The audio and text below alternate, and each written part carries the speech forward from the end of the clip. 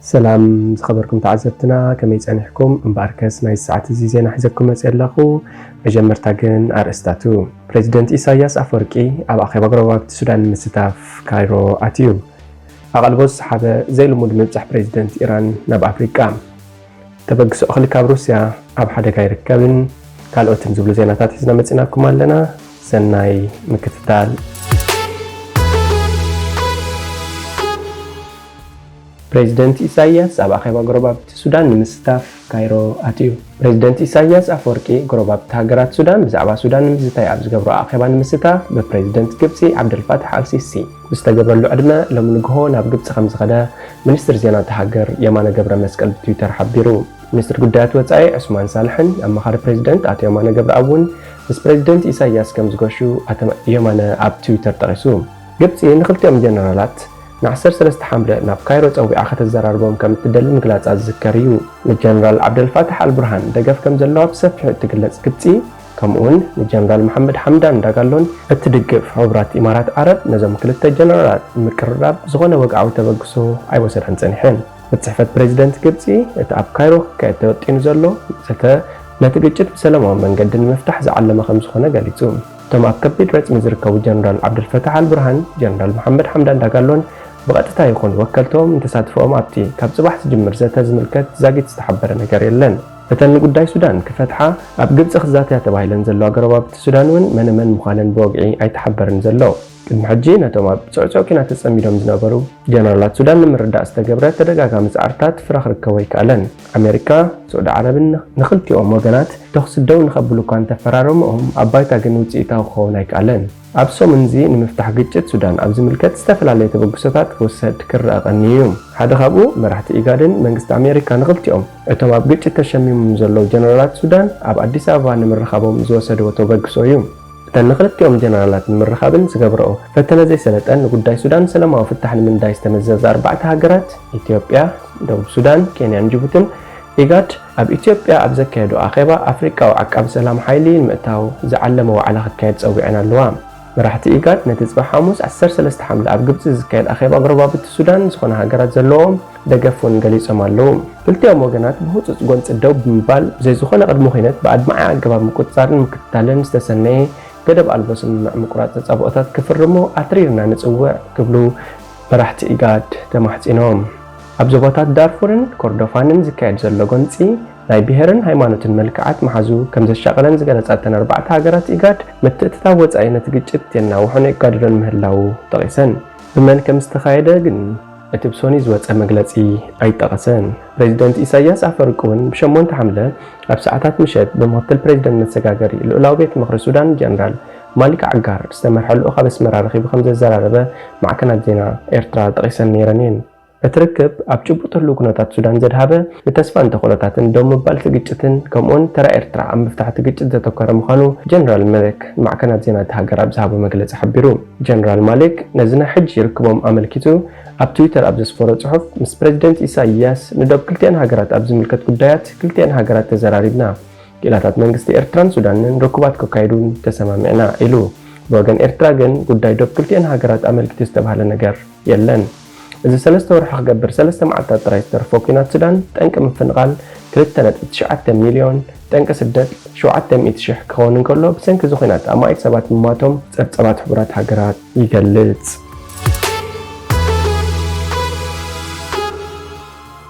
أقلبوا السحابة زي المدن مبصح بريزيدنت إيران بأفريقيا بريزيدنت إيران إبراهيم رئيسي ما 3 معطات مبصح المكياد أفريقيا تيلو بتعدتو بكينيا الجمر إيران أو مرحي أبرس ختما نيروبي أبزعته له وتادراو مريت استسني وقعوا أقبابلا تغيرلو مس بريزيدنت كينيا ويليام روتو بمرخب دما نقداون قطبان كلتي قوي ركبات زدن فأسمم فريموم كينيا ناب إيران اتسدو شاهي بنون سجان زركبوا في الرياض كتعبي كم تدلي روتو تزاريبو إيران كم أفريقيا ما أكلا إيسيا كتكمل لها متدلون أميتو إيران بوغنا أب عودتات بفابريكاتات تعنان تكنولوجيا مسكينات تحقاقس كم تخيل قليصا إيراناوي بريزيدنت سولس ناب كينيا كأتوكا تمديبون تنبرة سنكي زرزر زي تقلص زي نسمع كم استدناكوي منستر قدات وزا كينيا تمال حبير نيرو رئيسي أبز قصة معلتات ناب أوغندا زيمبابوي نمبصح مسمرح تخلتين هاجرات كرخات تثبيت كبر أبز قرب أحمتات حيال هاجرات عالم أب أفريقيا زلون تقداسنت النعبي متص مهلاو يفلت ቻይና ሩስያ ቱርክን ህንድን ካብተን ድሕረን ናብቲ ኣህጉር ህላውነአን ጽልዋንን ንምድልዳል ጻዕራ ዘለዋየን ኣሜሪካን ሃገራት ኤውሮጳን ብወገነን በቲ ሓድሽን እናዕበየ ዝኸይድ ዘሎን ተገዳስነት ቻይናን ሩስያን ብምስጋእ ጽልዋን ንምሕያል ክቀዳደማ ይረኣያ ኣለዋ እዚ ዘይልሙጥ ምንቅስቓስ ኢራን ኣብ ኣፍሪቃ ኣብ ዓይኒ መቐናቕንታ ዝኾና ከም በዓል ንግስነት ሳዑዲ ዓረብ ዝበላ ሃገራት ወሽመጥ ከይኣተዋ ይተርፍን እዩ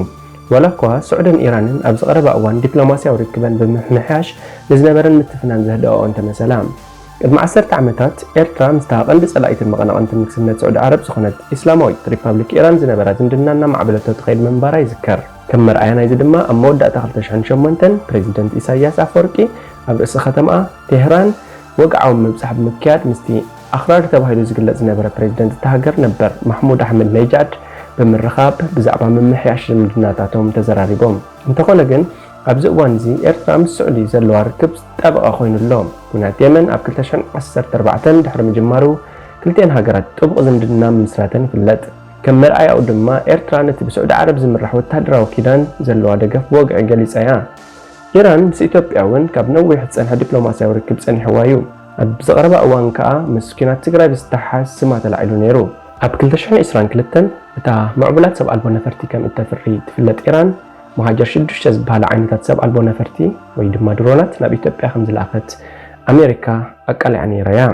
ፕሬዚደንት ኢብራሂም ራኢሲ ኣብ ዝቐረባ እዋን ኣብ ላቲን ኣሜሪካን ኢንዶኔዥያን በፂሑ ምንባር እውን ይዝከር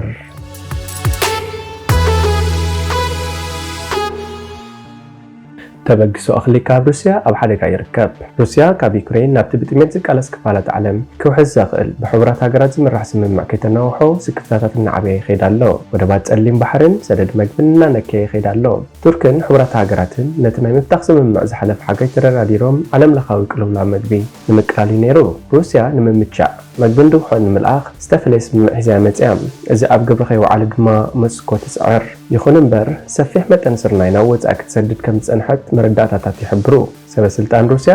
ስምምዕ ንምንዋሕ ዝኾነ ምኽንያት ከም ዘየለ ብተደጋጋሚ ይገልጹ እዚ ስምምዕ እዚ ትማልሶኒ ክሕደስ ተዳልዩ ነይሩ ቅድሚ ሕጂ ዘፈራርሕዎ ነገር እዩ ድሕሪኡ ክልተ ግዜ ኣብ ክንዲ እቲ ኣብቲ ስምምዕ ዝተዘርዘረ 120 መዓልታት ን60 መዓልታት ነቲ ውዕል ክሕድስዎ ኸይዶም ውድብ ሕቡራት ሃገራትን ካልኦትን ነቲ ተባላሽዩ ዘሎ ስምምዕ ንክቕጽል ይስዕር ኣለዉ ዩክሬንን ሩስያን ክልቲአን ዓበይቲ ኣቕረብቲ ስርናይ ስገም ዘይትን ኣሕምልትን ካልኦት ሃገራት ኣፍሪቃ ማእከላዊ ምብራቕን ገለ ክፋል ኤሽያን ዝምርኮስሉ ፍርያት መግብን እየን ዩክሬን 32.8 ሚልዮን ሜትሪክ ቶን እኽሊ ክትሰድድ ኣፍቂዳ ኣላ እዚ ድማ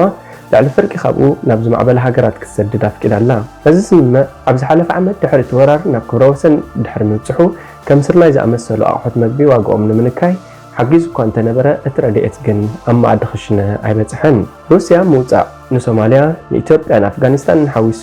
ንጥሜት ኣብ ሓደጋ ንዝርከባ ሃገራት ዝሕግዝ ምንጪ ሓገዝ ፕሮግራም መግቢ ዓለም ከቋርፅን ኣብ ተቓላዕቲ ቦታታት ምስ ግጭት ቁጠባዊ ቅልውላውን ከም ድርቂ ዝኣመሰሉ ረቑሒታት ክሊማን ዝቃለስ ፀገማት ውሕስነት መግብን ከጋድድ እዩ ካብ ዩክሬን ዝወፅእ መጠን እኽሊ ድሮ ወሪዱሎ ሩስያ ብሰበስልጣን ሩስያ ዩክሬን ሕቡራት ሃገራትን ቱርክን ኣብ ልዕሊ መራኽቢ ዝካየድ ሓባራዊ ምርመራታት ኣዝሒላ ተወሳኺ መራኽብ ናብ ተበግሶ እኽሊ ጸሊም ባሕሪ ክጽንበራ ምእባያ ተኸሲሳ ማእከላይ መዓልታዊ ምርመራታት መራኽብ ምግቢ ጥራይ እምበር ንኽልቲኡ ወገን ክሕግዝ ዝኽእል ኣጽዋር ከም ዘይሕሳ ንምርጋጽ ዝዓለመ ካብቲ ኣብ ወርሒ ጥቅምቲ ዝነበረ ዝለዓለ ጥርዙ 11 ናብ ዝሓለፈ ወርሒ ቁሩብ ልዕሊ 2 ወሪዱ እዚ ድማ ኣብ ሰደድ እኽሊ ክጎድል ምኽንያት ኮይኑሎም ኣብ ወርሒ ጥቅምቲ ካብ ዝነበረ ዝለዓለ 4.2 ሚልዮን ሜትሪክ ቶን ናብ ኣብ ወርሒ ግንቦት ናብ 1.3 ሚልዮን እዚ ድማ ነቲ ንሓደ ዓመት ፀንሐ ተበግሶ ትሕትዩ ኣብ ወርሒ ሰነ ቁጥሪ ስዕነት እናዓበየ ምስከደ ናብ 2 ሚልዮን እንደይቡ ውድብ ሕቡራት ሃገራት ምስቲ ተበግሶ ንኽጸንዕ ምስ ሩስያ ክዘራረብ ጸኒሑ ዋና ጸሓፊ ኣንቶኒዮ ጉተሬስ ድማ ኩሎም ዝምልከቶም ኣካላት ዓለማዊ ውሕስነት መግቢ ቀዳምነት ክህቡ ጸዊዕሎም ኣፈኛኡ ፈርሃን ሓቕ ብዓርቢ ኣብ ዝሃቦ መግለጺ ዩክሬን ዓለማዊ ደገፍ ንሩስያ ኣብ ምግቢ እትጽልምቶ ደው ከብል ትላቦ ከም ዘላ ሚኒስትር ትሕተ ቅርጺ ገሊጹ ሩስያ እገዳ ምዕራባውያን ብምውቃስ ክፋል ናይቲ ስምምዕ ካብ መሬት ከም ዘይወረደ ትጽዕር እገዳ ንምግብን ድኹዕን ጽልዋ ዘይብሉ ክኸውን ከሎ ሞስኮ ግን ካብቲ ኣብ ላዕሊ ባንኪ ሕርሻ ሩስያ ዝነበረ ገደባት ከምኡውን ኣብ ልዕሊ እቲ ቁልፊ ቀመም ድኹዒ ዝኾነ ኣሞንያን ናብ ወደብ ጸሊም ባሕሪ ዩክሬን ካብ ምንቅስቓስ ክትቅርጽ ትደሊ ኣላ